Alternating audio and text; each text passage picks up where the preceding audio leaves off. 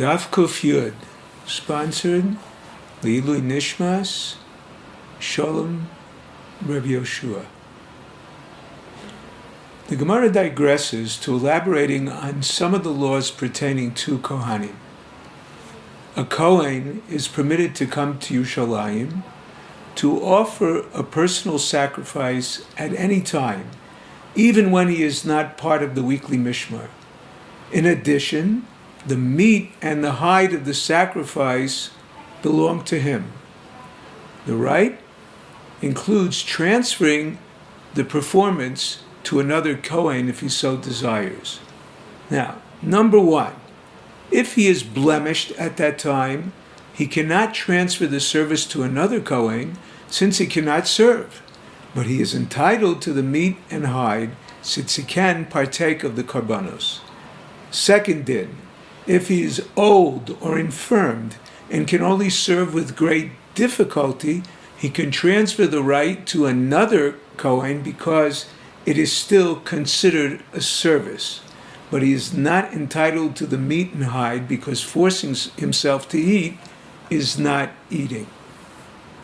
If the Kohen appointed by the lottery to perform the Karban Tamid became Tameh, and there is no Kohen Tahar to perform it in his place, then he can appoint one to replace him, but he is not entitled to any of the meat and hides.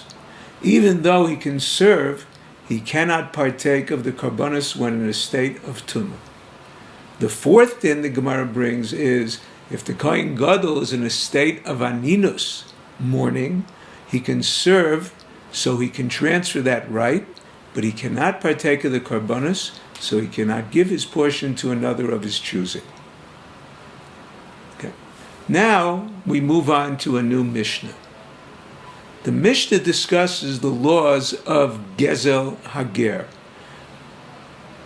The pasuk in the Torah, Bamidbar Perek Hey pasuk Ches, says, "V'im ein lo ish goel, lo shiv ha'asham elav."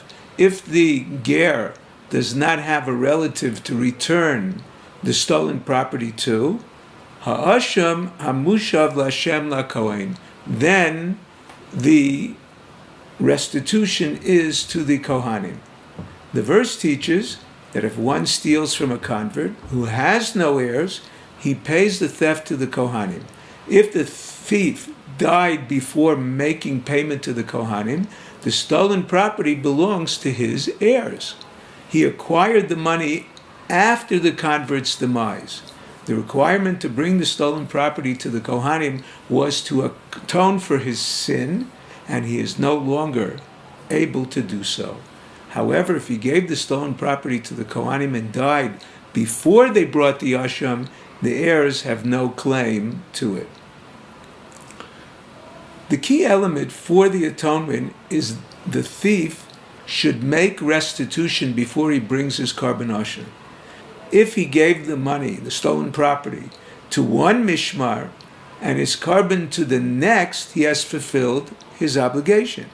If he reversed the order, meaning if the Karban was not brought in the previous mishmar, it can be brought in the present one.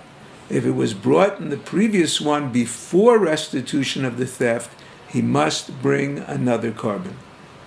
As long as he paid the principal, even if he delayed paying the fifth before the Asham was brought, the Karban was kosher after the fact. The verse uses the term Asham. Rava proves that it refers to the principal payment and not the Karban.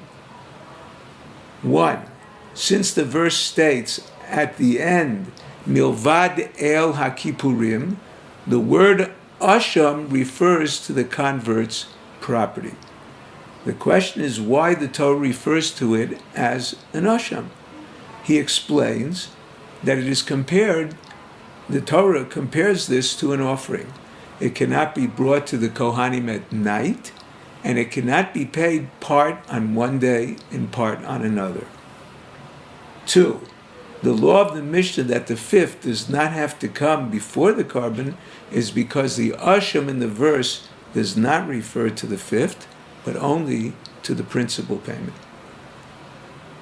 3, we know from the verse that that the thief does not pay kefil even for clandestine theft, since it mentions only the payment of the asham, the principal, and not a payment of kefil.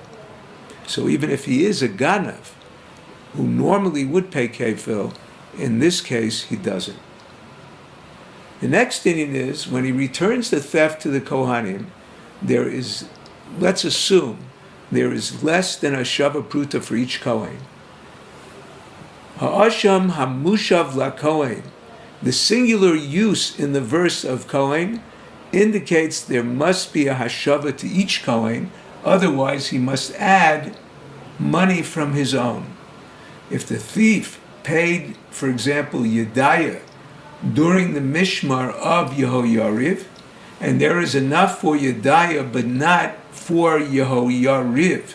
In other words, there's a Shava Pruta for each member of Yedaya, being a smaller Mishmar, but not for Yehoyariv.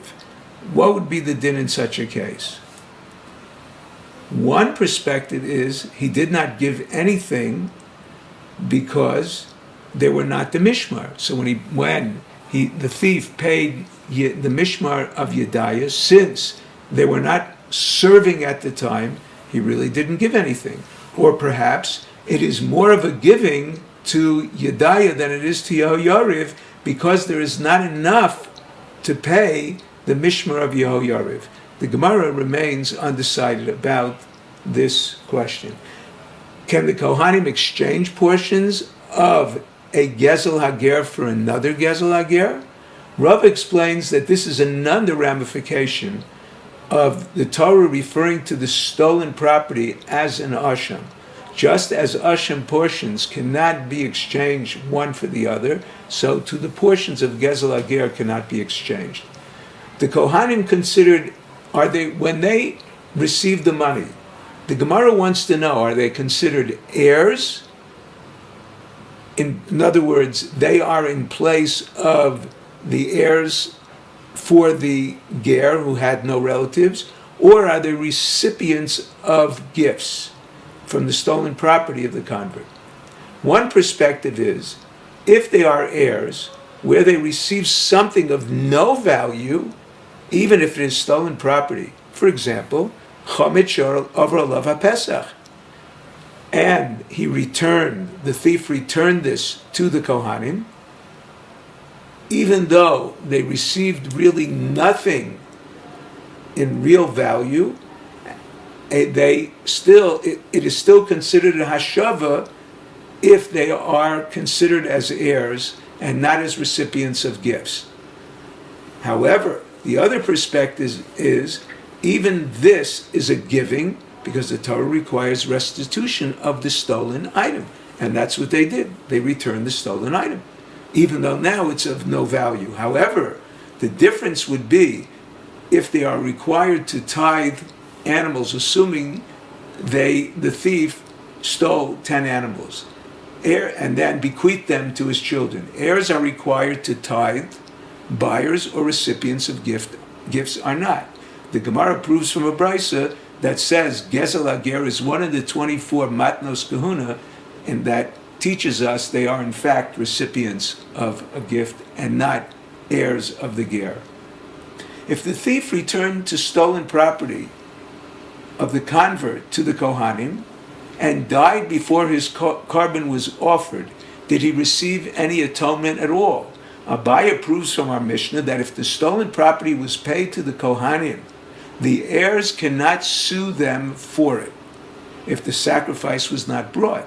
Therefore, he must receive a partial atonement for the restitution. Otherwise, the heirs could claim their father returned it as if on condition he would receive atonement. He didn't receive any atonement, therefore they want the money back.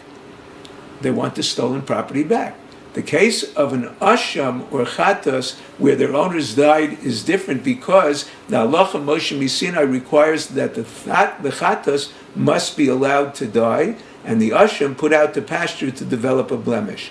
Chazal understood concerning a woman who fell to Yibum, and the Yavam happened to be a Mukashchin, we don't consider as if the marriage never really took place, because she never married on the condition that she would fall to an ugly Yavam, because they understand that a woman prefers to be married than to be single.